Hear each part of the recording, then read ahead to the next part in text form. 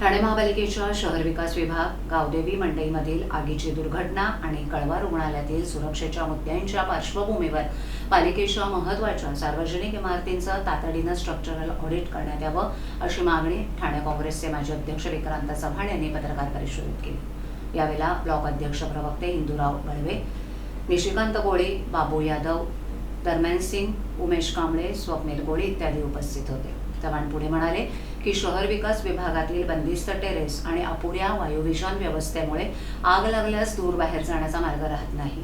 इमारतीतील टेरेस आणि सज्ज कार्यालयीन वापरासाठी बंदिस्त करण्यात आल्यानं सुरक्षेला धोका निर्माण झाला असून त्यांचं तातडीनं ऑडिट करून हे भाग मोकळे करावेत अशी मागणी करून चव्हाण यांना शहरातील इमारतींचे नकाशे मंजूर करणाऱ्या विभागानं प्रथम स्वतःच्या इमारतीतील सुरक्षा त्रुटी दूर करणं गरजेचं असल्याची टीका केली।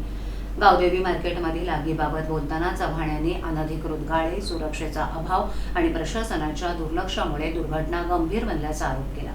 मोकळे टेरेस आणि योग्य सुरक्षा व्यवस्था असती तर जीवितहानी टाळता आली असती, तेव्हा संबंधित अधिकाऱ्यांवरही कारवाई करण्याची मागणी त्यांनी केली। कळवा रुग्णालयाचंही तातडीनं स्ट्रक्चरल ऑडिट करण्यात यावं, कायमस्वरूपी अग्निशमन यंत्रणा उभारावी आणि अग्निसुरक्षा उपकरणांची तपासणी करून आवश्यक सुविधा उपलब्ध कराव्यात असं त्यांनी नमूद केलं। तसंच अग्निशमन दलातील 176 रिक्त पदं त्वरित भरून संवेदनशील ठिकाणांवरील सुरक्षा अधिक बळकट करण्याची मागणी विक्रांत चव्हाण यांनी केली।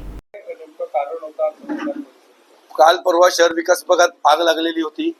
त्याआधी गावदेवी मार्केटमध्ये आग लागलेली होती। या आगीचं मुख्य कारण हे आहे की ही इमारती पूर्णपणे बंदिस्त केलेल्या आहेत, अनधिकृतरित्या बंदिस्त केलेल्या आहेत। त्याच्यामध्ये टेरेस ठेवलेले नाहीत, पॅरापेट वॉल ठेवलेले नाहीत। शहर विकास विभाग सध्या गरमा भरपूर आहे, आगीचं प्रमाण वाढलेलं आहे, शॉर्ट सर्किटचं प्रमाण वाढलेलं आहे आणि तेव्हा हवा यायला जागा नाही। शहर विकास विभाग पूर्णपणे बंदिस्त केलेला आहे। वास्तविक शहर विकास विभाग हे अनधिकृत आहे 40%। तिथल्या टेरेस सगळ्या कव्हर करून एसी लावून आत बसलेत ते।